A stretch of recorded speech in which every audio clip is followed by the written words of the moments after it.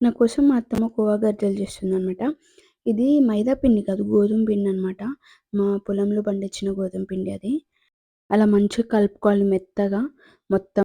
ఒక బాక్స్‌లో పెట్టుకోవాలి. బికాజ్ మళ్ళీ గాలికి పెడితే గట్టిగా అయిపోతది కాబట్టి.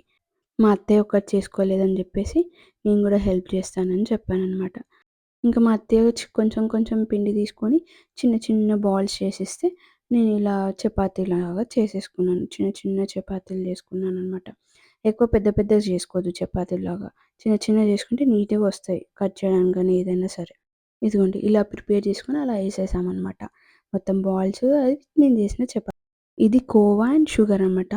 ఇది 1 కేజీ కోవా ఉంది. షుగర్ గూడా 1 కేజీ ఏసింది అత్తమ్మ. కోవాని, షుగర్‌ని మంచిగా మిక్స్ చేసుకోవాలి. మొత్తం పొడి పొడిగా అయ్యేలాగనమాట. ఇందాక మనం చేసుకున్న చిన్న చిన్న చపాతీలున్నాయి కదా! వాటిలో అలా తీసుకొని ఆ కోవా మిశ్రమాన్ని అందులోకేసుకోవాలి. అలా మా అత్తమ్మ ఏసుకుంటుంది చూస్తున్నారా? అట్లా ఏసుకోవాలనమాట. ఇంక తర్వాత సైడ్‌లో మొత్తం రౌండ్‌గా వాటర్ అప్లై చేయాలి. ఎక్కువగా అప్లై చేయొద్దు. మళ్ళీ మెత్తగా అయిపోయి అస్సలు రాదు. పాడైపోతాయి. కోవా గజ్జలన్నీ ఆ లోపలున్న కోవా అంతా బయటకొచ్చేస్తదనమాట. అలా మొత్తం నీట్‌గా వాటర్ లైట్‌గా అప్లై చేసుకొని, అలా సైడ్స్‌లో ప్రెస్ చేసుకోవాలనమాట. ప్రెస్ చేసేసుకున్నాక అది కోవాతోని కట్ చేసేది స్పూన్ ఒకటుంటుంది కదా! దాంతో నీట్‌గా షేప్‌లో కట్ చేసుకోవాలి. ఒక కడాయి తీసుకొని ఆయిల్ హీట్ చేయాలనమాట. ఇంకా ఆయిల్ హీట్ అయ్యేలోపు మా అత్తమ్మ ఏం చేసిందంటే, "నువ్వు వాటర్ తాగు కోకోనట్ వాటర్" అని చెప్పేసి తీసిచ్చింది. ఇంకా అలా ముచ్చట పెట్టుకుంటా ఆయిల్ హీట్ అయ్యేదాకా కోకోనట్ వాటర్ ఇచ్చింది తాగేసాను. ఇంకా దాంట్లో కొబ్బరి ఉందేమో అని చూస్తుంది. కొబ్బరంటే నాకు మా అత్తయ్యకి చాలా ఇష్టం. కాకపోతే నన్ను తినొద్దంటది. ఎందుకంటే దగ్గొస్తదేమో అని చెప్పి భయపడతది మా అత్తమ్మ. ఇంకా సరే అని చెప్పేసి చూసా ఒక స్పూన్ తీసుకున్నానంతే. ఇంకా ఆయిల్ హీట్ అయిందో లేదో అని చెప్పి చిన్న పిండి ముక్క ఏసింది. హీట్ అయిందని జెప్పేసి చెప్పిందనమాట. ఇంకా ఇవి తయారు చేసుకున్న గజ్జల్ని మెల్లమెల్లగా ఆయిల్‌లో ఏసుకోవాలి. అన్నీ ఎక్కువ ఏసేసుకోవద్దు స్పేస్‌లెట్. ఏదో 3, 4 అట్లా ఏసుకోవాలంతే. అన్నీ వేసుకుంటే ఏమంటే పగిలిపోతాయవి. అందుకని ఒక 3 ఆర్ 4 అంతే. అంతకు మించి ఎక్కువ వేసుకోవద్దు. అవి మంచిగా ఫ్రై అవ్వనివ్వాలి. ఎలా అంటే చూడండి. అదిగోండి మా అత్తమ్మ ఎలా చేస్తుంది ఫ్రై. అలా మంచిగా ఫ్రై అవ్వనివ్వాలి. గోల్డెన్ బ్రౌన్‌లో రావాలనమాట. ఆ కలర్‌లో వస్తే అప్పుడు లోపలున్న కోవా అనేది బాగా మెల్ట్ అవుతది. సూపర్‌గుంటది టేస్ట్ మాత్రం. ఇప్పుడు నేను చూపిస్తున్నాను చూడండి మీకెలా ఫ్రై అవ్వాలని. ఇలా ఫ్రై అవ్వాలనమాట.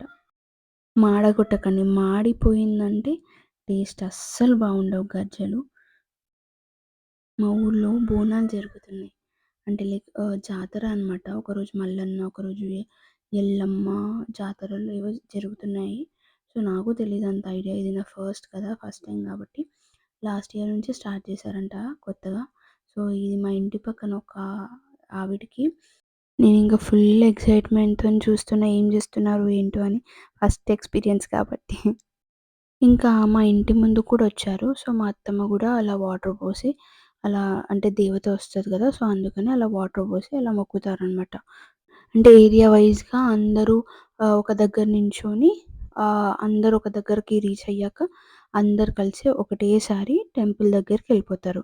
ఒక ఏరియా వైస్‌గా ఉంటారనమాట. ఇగో అలా కనిపిస్తుందా మీకు?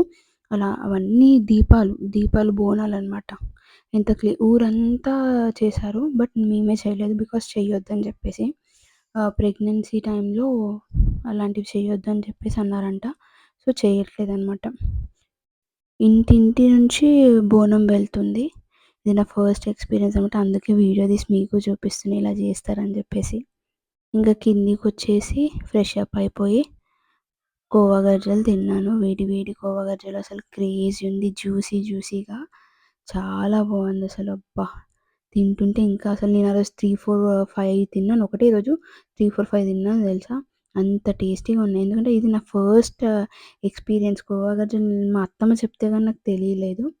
అంత బావున్నాయి అసలు కోవా గజ్జలయితే. ఎంత బావున్నాయో టేస్ట్. మీరు కూడా ట్రై చేయండి. మీకు నచ్చుతది ఖచ్చితంగా.